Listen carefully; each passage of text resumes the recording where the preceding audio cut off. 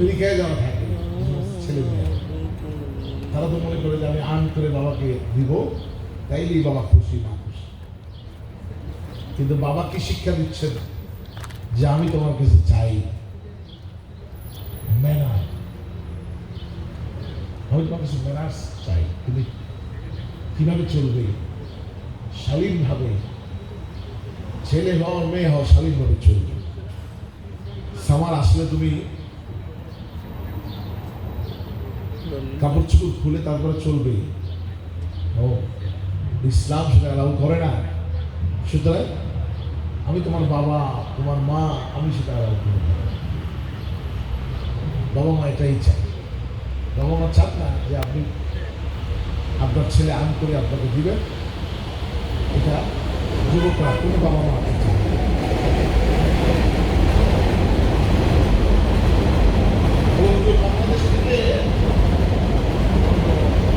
বাংলাদেশ থেকে আমার ছেলেটাকে আমার মেয়েটাকে খুব ভদ্র নিয়ে আসছিলাম, ভালো নিয়ে আসছিলাম, কিন্তু আমেরিকায় আসার পরে আমার ছেলে মেয়ে ম্যানার্স ভুলে গেছে, তারা শিষ্টাচার ভদ্রতা ভুলে গেছে। তারা এখন আর আগের মতো নাই। হুজুর দোয়া করেন খাস করে আমার ছেলেটার জন্য, আমার মেয়েটার জন্য।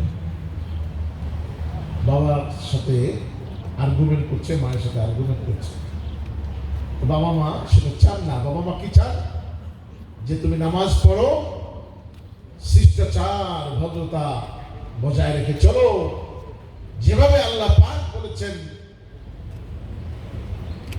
বান্দাদেরকে যে তোমরা তোমার পিতা মাতার কথা অনুযায়ী চলো। রাসূল পাক সাল্লাল্লাহু তাআলা আলাইহি ওয়া আলিহি ওয়াসাল্লাম যেভাবে শিক্ষা দিয়েছেন যে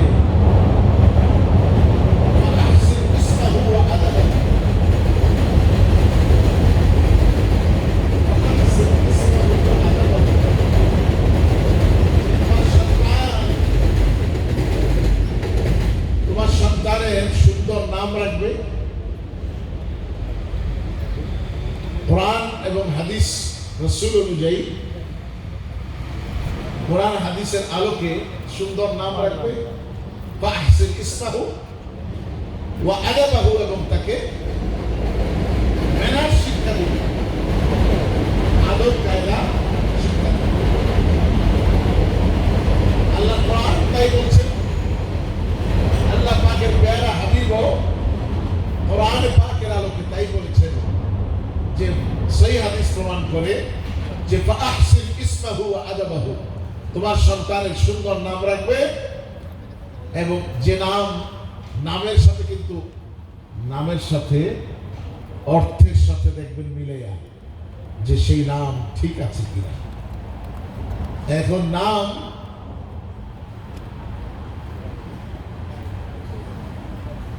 নাম যদি ইসলাম মাফিক না হয় তাহলে সেই নামের অর্থ ইসলাম মাফিক থাকে না।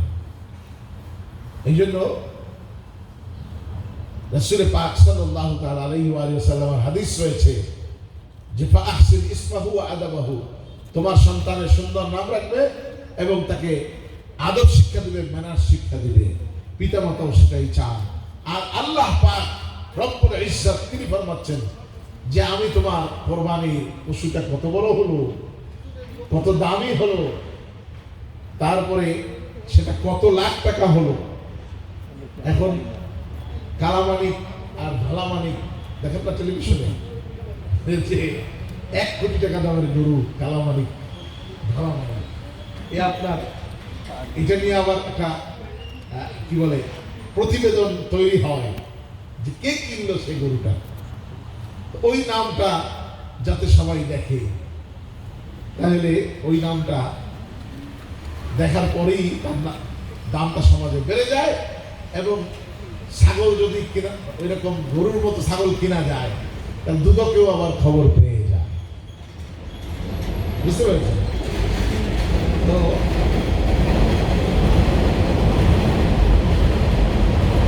আল্লাহ রাব্বুল আলামিনের সাথে বলছে বিসমিল্লাহির রহমানির রহিম, লা ইয়ানালাল্লাহু লুহুমুহা ওয়ালা দিমাউহা ওয়ালাকিন ইয়ানালুহু তাকওয়া মিনকুম। ও বান্দা, আমি তোমার এই বড় গরু চাই না, তোমার বড় খাসি চাই না, তোমার গরুর গোশত চাই না, তোমার গরুর রক্ত চাই না, তাহলে আমি কি চাই? লুহুমুহা ওয়ালা দিমাউহা, আমি গোশতও চাই না, রক্তও চাই না। ওয়ালাকিন ইয়ানালুহুত তাকওয়া মিনকুম, তোমার কোরবানির মাধ্যমে, তোমার কোরবানির মাধ্যমে তুমি যে গোশত জবাই করো, এই জবাইয়ের তোমার নফসে আম্মারা, তোমার অন্তরের তাকওয়াকে তুমি প্রকাশ করে দিলা। চিল্লায়ে বলেন সুবহানাল্লাহ। সুবহানাল্লাহ। পয়সা কত যায়? আমাদের উঠছে তো আগে ট্যাক্স ছিল না, $5, $10, $5। তাহলে সুবহানাল্লাহ বখিলিকরণ কেন করবেন? জোরে বলেন না সুবহানাল্লাহ। সবাই একসাথে একটু আওয়াজ দিয়ে বলেন না, বিশ্বব্দে ওয়াল মধ্যে জোরে সোরে সুবহানাল্লাহ।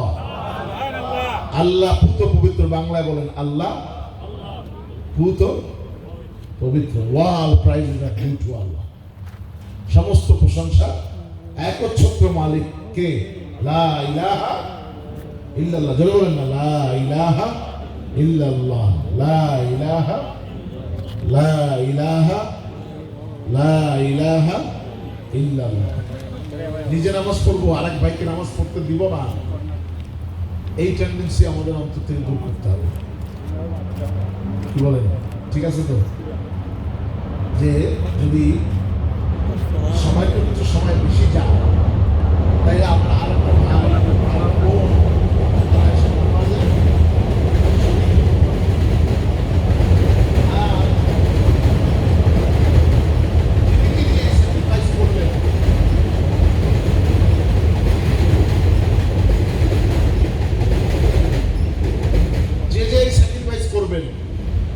যে ঠিক আছে হুজুর 10-15 মিনিট বেশি হোক, তাও আমার কাতারটা পুরো।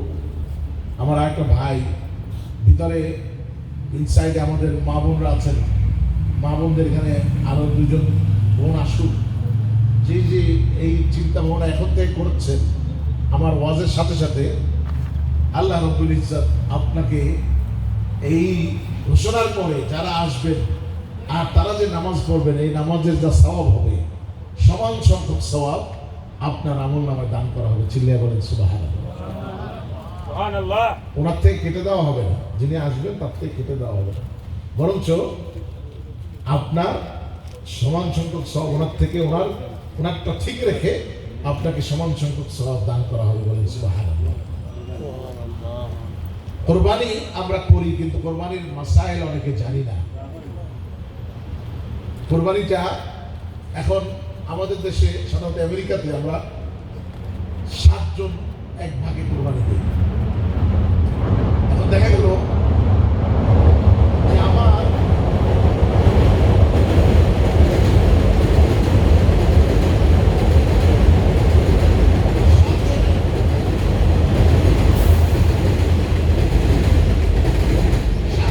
ইনকাম একরকম নয়।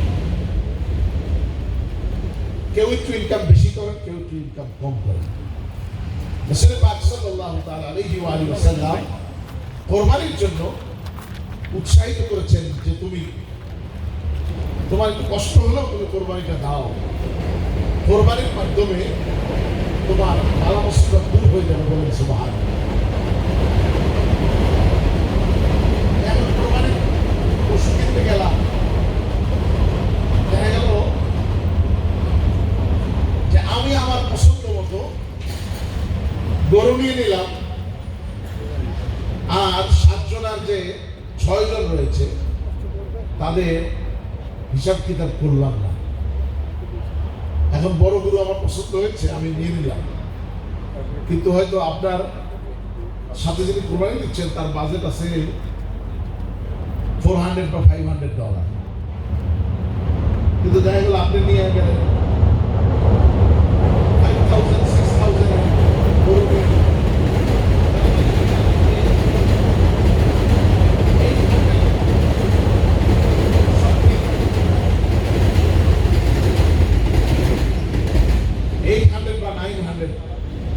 সামথিং এটা আপনাকে বুঝতে হবে।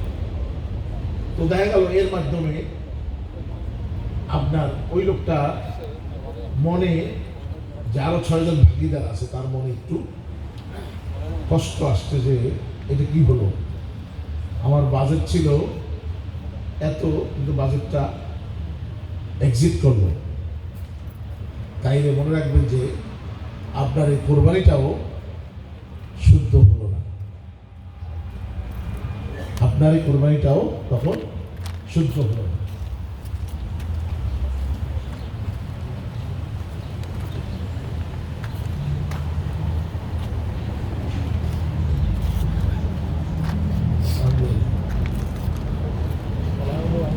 বুঝতে পারছেন, আমাদের অনারেবল সেক্রেটারি জেনারেল সৈকত আলী সাহেব বলছেন আর 5 মিনিট সিগন্যাল ডাউন করে দিচ্ছে।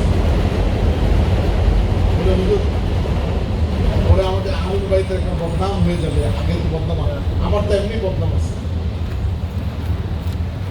আমাকে তো এমনি বদনাম আছে। ভাই আমাদের খতিব সাহেব, মুফতি সাহেব এমনি দেরি করে, জুমার নামাজও দেরি করে। সেক্রেটারি সাহেব ওনারা আলোচনা করে মোটামুটি একটা সিদ্ধান্ত উপনীত হয়েছেন যে কেউ আসুক বা না আসুক, যদি জায়গা খালিও থাকে তাইলে আমরা নামাজ পড়ে পাবো ইনশাল্লাহ 5-10 মিনিটের মধ্যে। নাইলে বদনাম হয়ে যাবে যে আলে ভাই, হ্যাঁ বদনাম হয়ে গেছে অলরেডি। হ্যাঁ, তো এখন সেটা তো আমি আগে চাই গেছি সময়, সেটা আমি আগে চাই গেছি। আপনার নিজের সুবিধা মতো বললে হবে না। আমি তো আগে ম্যান্ডেট নিয়ে নিয়েছি, আমার অ্যাসেম্বলিতে যারা রয়েছেন তাদের থেকে আমি ম্যান্ডেট, খালি কোরবানি করলাম নামাজ পড়ে গিয়ে। আর এখন আমার আরেকটা জিনিস শুরু হয়েছে যে গ্যাদারিং, যদি একই দিনে 2টা গ্যাদারিং থাকে, আপনার ঈদের নামাজ থাকে, তাহলে জুমার নামাজ পড়ার দরকার নাই। এগুলো হলো আমাদের দেশে কিছু কিছু মাসালা আছে, মহিলাদের মাসালা। আগে মহিলাদের মাসলা বলতাম আমরা তুলতো মাসালা, ওনার যে বিভিন্ন নতুন নতুন কথা বেরোতো। কে বলছে? আমার দাদি বলছে। আসলে তো মহিলাদের মাসালা। জুমার নামাজ যারা আমরা শহরে বসবাস করি, আমাদের জন্য জুমার নামাজ কি বলেন? ফরজ কিনা?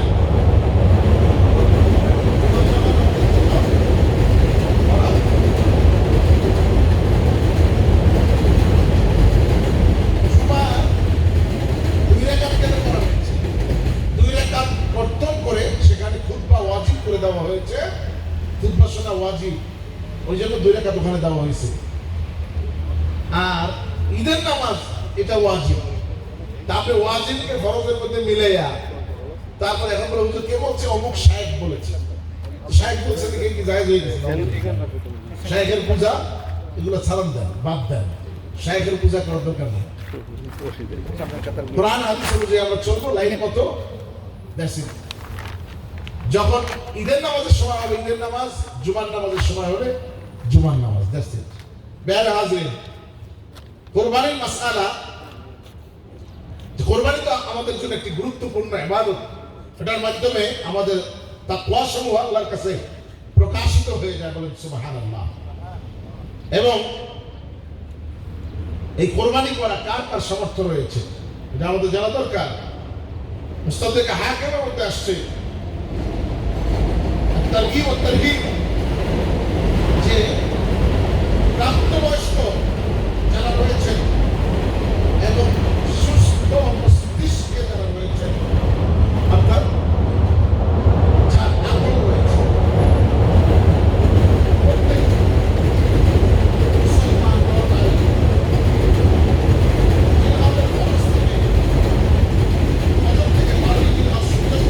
সময়ের মধ্যে আপনার অতিরিক্ত নিসাব পরিমাণ সম্পদের মালিক হবে, তিনি কোরবানি করার জন্য উপযুক্ত, বলেন সুবহানাল্লাহ। অর্থাৎ সেই টাকা পয়সা বা সোনা রূপা অলংকার যেটা আপনার খোরাকির বাইরে অতিরিক্ত রয়েছে, যার দ্বারা আপনি কোরবানির পশু কিনতে সক্ষম, এরকম সম্পদ যদি আপনার কাছে থাকে তাহলেই আপনার জন্য কোরবানি করা ওয়াজিব। বলেন সুবহানাল্লাহ। এখন আমরা কোরবানি করি দেশে, বেশিরভাগ মানুষ দেশে কোরবানি দিয়ে দিই। আমি তো দেশে দিচ্ছি বাবা, কিন্তু এখানে তো আমরা কোরবানি দিচ্ছি কেন? যে আপনি যদি কোরবানি না দেন তাহলে আপনার সন্তানরা তাদের মন ছোট হয়ে যায়, আপনার থেকে দেখে শিখবে বাচ্চাগুলি। আপনি যদি না দেন তাহলে ছোটবেলা থেকে ওই সন্তানের টেন্ডেন্সি হয়ে যাবে যে দেশ দিলেই হবে, এখানে আর কোরবানি দেওয়ার প্রয়োজন নাই। আবার এখন গ্রোসারিতে কোরবানি দেওয়া হচ্ছে, গ্রোসারিতে কোরবানি সব রেডি থাকে, বলে আপনি ঈদের নামাজের পরে এসে নিয়ে যান। নাউযুবিল্লাহ মিন যালিক। কোরবানি ঈদের নামাজের পরে আপনার কোরবানি ওয়াজিব, ঈদের নামাজের পরে। ঈদের নামাজের আগে আপনার, এখন আপনি ওই যে আমরা যে চুল তারপরে নখ দাড়ি এগুলো কাটি নাই, এগুলো কখন কাটবো? ঈদের নামাজের পরে, কোরবানির পরে, তারপরে। এখন বাংলাদেশে আপনার কোরবানি হবে পরের দিন, তা আপনি এর মধ্যে চুল নখ কাটলে রাসূল পাকের সুন্নাত আদায় করে আবার সুন্নতের খেলাফ হয়ে গেল, তাইলে সেটা ঠিক হচ্ছে না। আমি কি শুরু করে দেবো প্রেসিডেন্ট সাহেব? শুরু করে দেবো?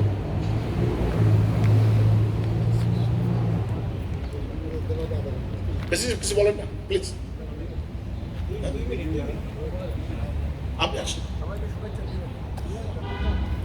On behalf of Khadim Committee, you are the Honorable President.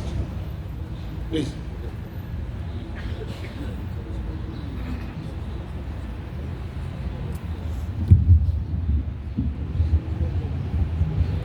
আসসালামু আলাইকুম ওয়া রাহমাতুল্লাহি ওয়া বারাকাতুহু।